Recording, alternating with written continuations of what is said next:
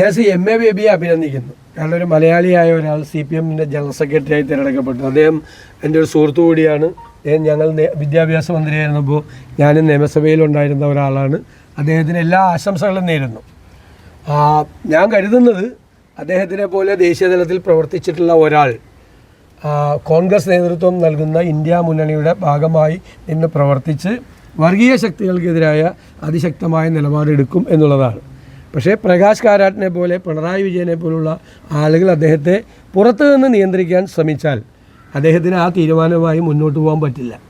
BJP fascist കക്ഷിയല്ല, നവഫാസിസ്റ്റ് പോലും അല്ല എന്ന കണ്ടുപിടുത്തം നടത്തിയ ആളാണ് പ്രകാശ് കാരാട്ട്. അതിന് പിന്തുണ കൊടുത്ത ആളാണ് കേരളത്തിൽ നിന്നുള്ള പോളിറ്റ് ബ്യൂറോ അംഗമായ ശ്രീ പിണറായി വിജയൻ ഉൾപ്പെടെയുള്ളവർ. അവർക്ക് കോൺഗ്രസ് വിരുദ്ധതയാണ് അവരുടെ മനസ്സിനുള്ളിൽ മുഴുവനുള്ളത്. അപ്പോൾ അത് BJPയുമായി കോംപ്രമൈസ് ചെയ്താലും കോൺഗ്രസിനെ തകർക്കണം എന്ന് ഉള്ളുകൊണ്ട് ആഗ്രഹിക്കുന്നവരാണ്.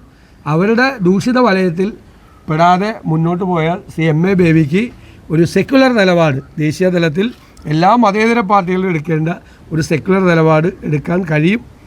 ഈ ദൂഷിത വലയത്തിൽ പെടാതെ അദ്ദേഹം സൂക്ഷിക്കണം എന്ന് മാത്രമാണ് എനിക്ക് പറയാനുള്ളത്.